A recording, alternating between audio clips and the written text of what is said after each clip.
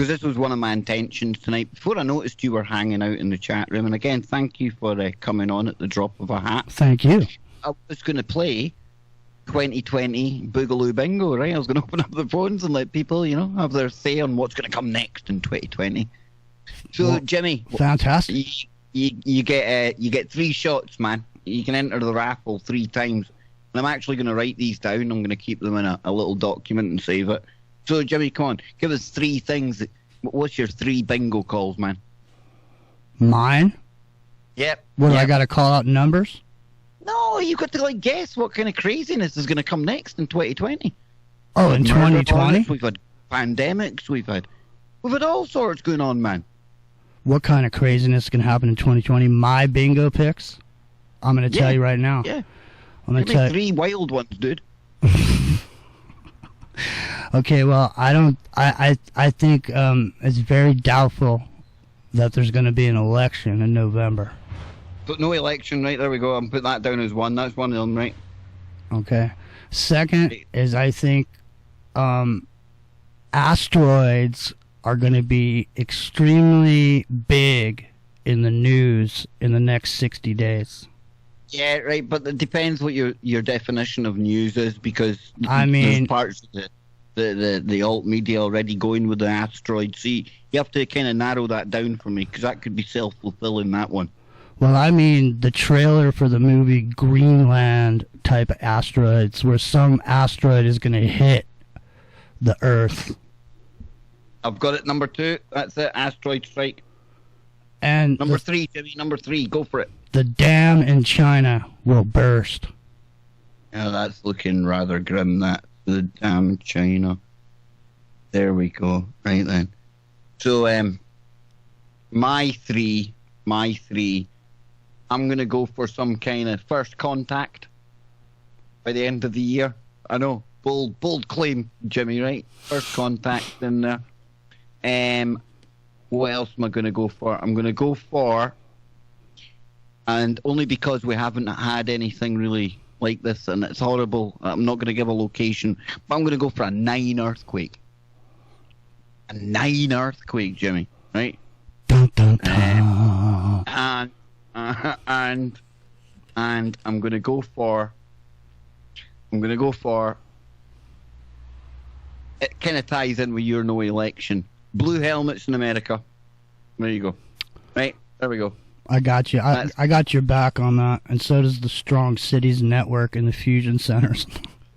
Yeah, I think there's already. I mean, you think about it. You get the media to kind of remember what happened with the Arab Spring.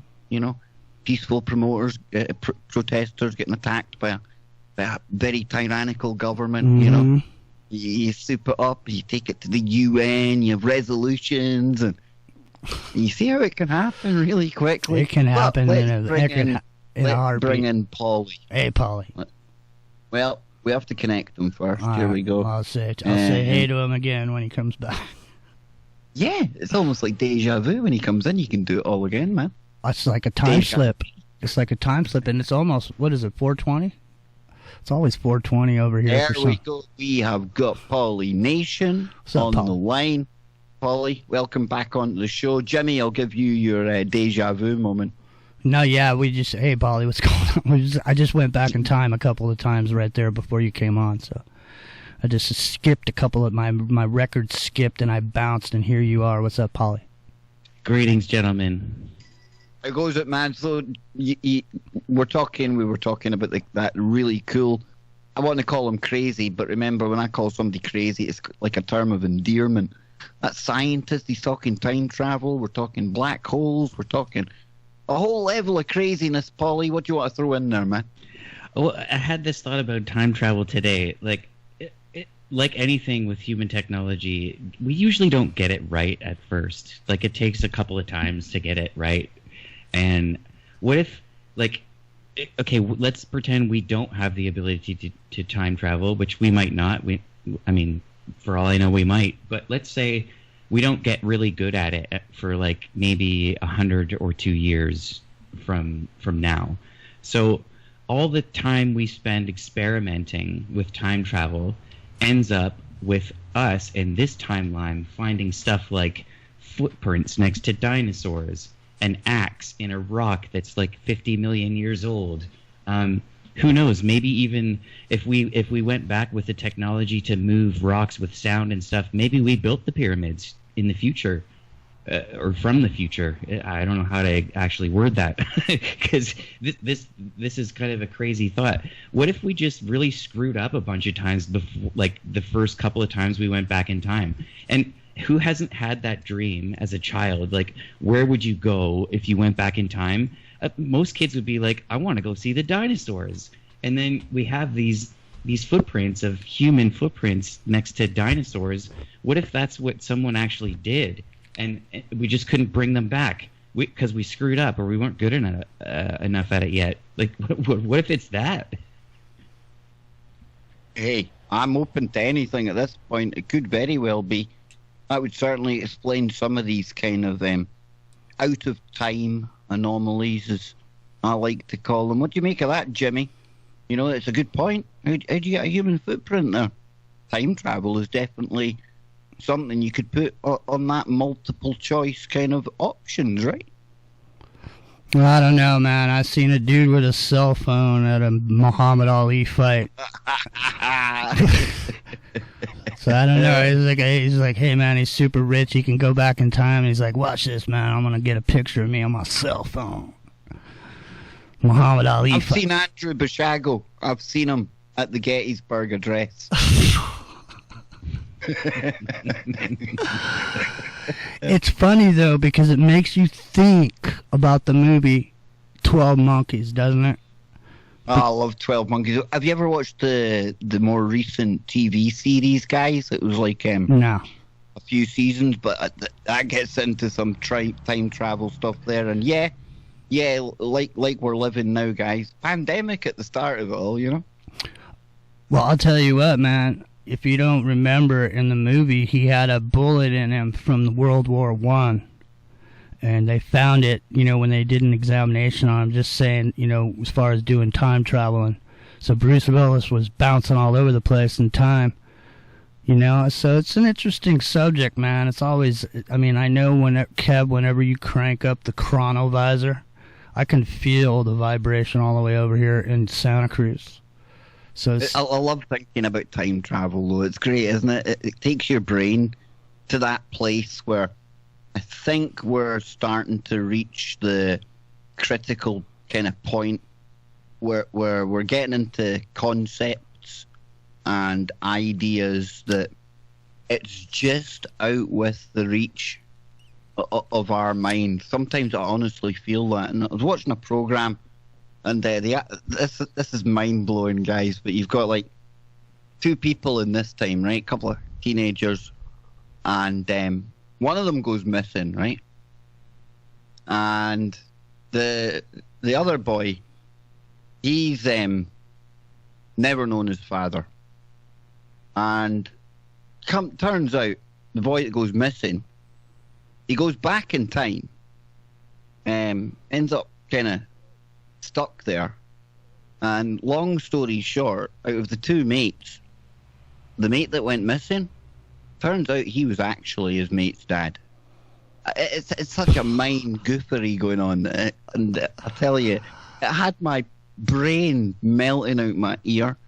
And then you've got the other one that's Traveller's Polly, where the concept is because people in the future can tell a time and place of somebody expiring or dying right now, then they basically like digitize consciousness, something that I know it's arguable, but we talk about scientists trying to do that right now, and they send themselves back as a signal. And just as the soul, just as that life's leaving one of these meat suits here, it almost hijacks that and comes in, you know, and it's got a host body for this spirit from the future. I don't know how it all works. I don't even know if it can work, Polly. Maybe they can, maybe they can't, but time, dude. It's one of the most fascinating things out there. And then you could also argue as well that time itself, it's entirely a man-made concept, an idea, right? Weird. Yeah, true. I'll expand on that. Okay, let's pretend we've been doing time travel for a long time. like a really long time, that could theoretically mean that people from the past could travel into the future to change a newer past. It just keeps melting your brain into, like, it might as well just pour syrup on a waffle at my brain right now, because that's what it is. Jimmy, how's your brain feeling? Well, I'm feeling pretty good. Like I said, I thought it was 4:20 before. My watch was wrong, but I just didn't stop anyway. I just went ahead with my plan. But no, I mean, yeah. I mean, but Speculation Island's nice and it's fun. You know, time travel and talking about it's cool and everything. But I mean, you know, we're right here on planet Earth here, right here, right now, man. And yeah, but it's Kev Baker's show, so time travel and the good woos, the way we finish off the week. I got you, but like so show, dude. So right now, everybody wishes they could be in a different time, except for the time that we're in. Mid-90s, man. Mid-90s was banging. I was, dude, traveling the world, uniformed up, you know, muscles where I don't have muscles anymore. Oh, man. That's what I mean. I just think get this for weirdness thing, guys, right? Get this for weirdness. Myself and Anne were talking about this today. It's just so bizarre when you sit and think about it, because you go back to the mid-90s when I'm in the army, right? And back then you're talking about a totally unawake Kev. Yeah, interested in my woo, but no idea about the way the political world worked or anything like that, right? And the job I was doing just before I left the army and the signals, it was all starting to change. It was all starting to get into information technology. It was all starting to go computerized, and they were starting to talk about the soldiers of the future and the digital battlefield and all this palaver, right? And obviously, we know that the army career didn't work, came out. I am who I am now. And here I am. I find myself in one way, shape, or form on a digital battlefield. And just when I was retraining before I left that army, you think about this, you know, that's the job that eventually would become what is now known as 13th Signal Regiment. Basically, the cyber warriors. And when I call them cyber warriors, these are the ones, like, you know, we always hear about Russian bots and Russian attacks as well. We do that as well. And it comes from the signals. And they're also out there on social media. And they're putting the psyops there and commenting here and triggering people everywhere. So how weird is that, guys? How weird is that? It almost makes me think it definitely is a simulation. Because Kev Baker, this character in the simulation, look how similar my life ended up anyway. Okay, I'm in a different side on the electronic digital battlefield, right? Albeit. But it's almost as if this path was almost already laid out for me. And I was going to end up here, whether it was down the Army Road on one side or down the Truther Road on this side. What a weird quantum place to be, yeah? That's wild, man. Isn't it wild when you think about it, though? It is, you know, and you know what's wild is... We're doing training as well, doing training on HF. Extremely low frequency, ultra low frequency, and more importantly, over the horizon communications. And that's when we would sit and we would get told how they used to heat up the ionosphere, and they could turn parts of the atmosphere into an antenna, and we'd be able to use that. I was getting taught about HARP. And then in my truther world, the other path taken, what do I learn all about? HARP, chemtrails. It's just bizarre, isn't it? Yeah, because you have unlimited potential, man, and you have potential for in a certain area that your particular brain functions well in that area. So yeah, Paulie, I think the avatar that I'm steering around, or steering me around, it was definitely meant to go down a path like this either way, right? Yeah, I can totally relate to this, because I look back on the stuff that I went through as well, and it's only in looking back on it that you can see that it was a logical progression and that you made some key XY choices when you came to the crossroads. Like, like they were saying, like that as well, brother. Yeah. So, I mean, there's a lot of those choices you make every day that most people take for granted, but they can actually have a profound effect on your future. So they're worth paying attention to for sure. Do you think it's like that as well, Jimmy? The big crossroads events, as I think me and Polly would call them. You know, it's easy with hindsight, but you can look back where there's been literal kind of definitely junctions in the path, our journey through the Matrix, you know? Yeah, definitely. I think there are. I mean, you know, the thing is like, you know, everything we've been through in our lives and every single day guides how we make our decisions in every single moment that you're awake. You know, you decide to turn left instead of turning right. You turned left today and your life went this way. You turned right today and you got ran over by a car and you spend the next 9 months in the hospital in traction.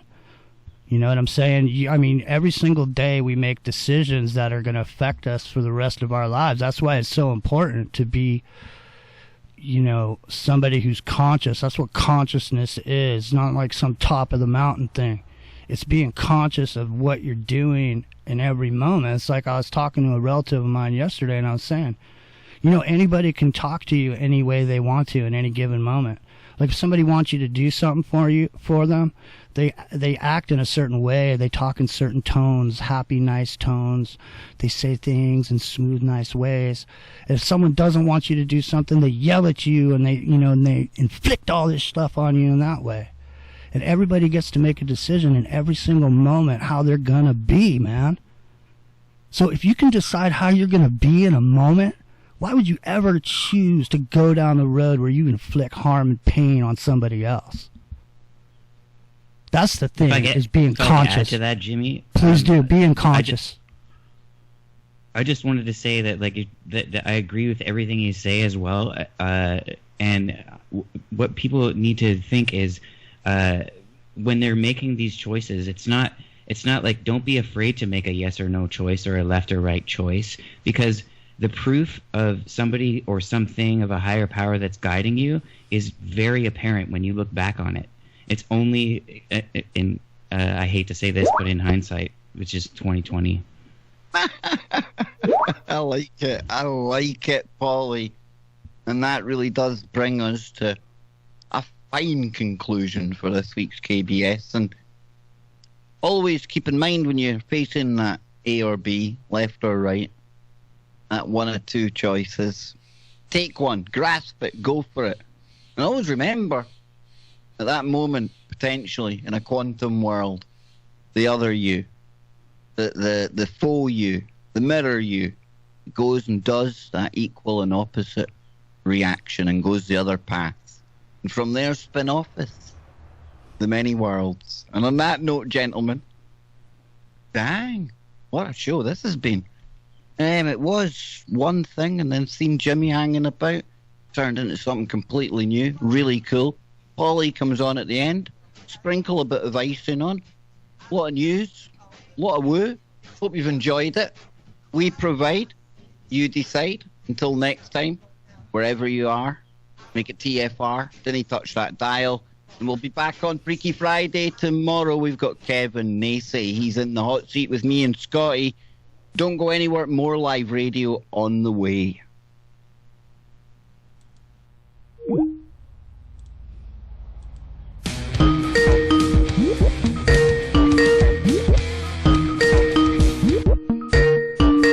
Hold on. He's probably thinking, there he is. Yeah, Jimmy, no, I'm my still bad. I hung up on you by mistake. No, I hung up on you because I'm still live over here on YouTube, and I didn't know if you guys wanted to stay. Man, I was just going to say thanks. Anyway, I'm just going to head off now. Yeah. Beat tonight, man. Hey, that yeah. was good fun, though. Yeah, I had a good time. So, do you guys want me to? Paulie. Do you guys Yeah, want? thank you very much, Kev. It was great. And Jimmy, we got to have you on the open mic one day, man. That sounds good, man. Let me know if you want me to sit in on the round table on Freaky tomorrow or not. Just let me know tomorrow.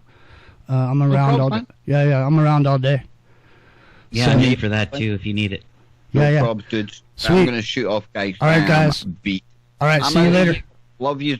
All right, there he goes. There goes Kev Baker. Here comes Buckethead, and then I gotta go.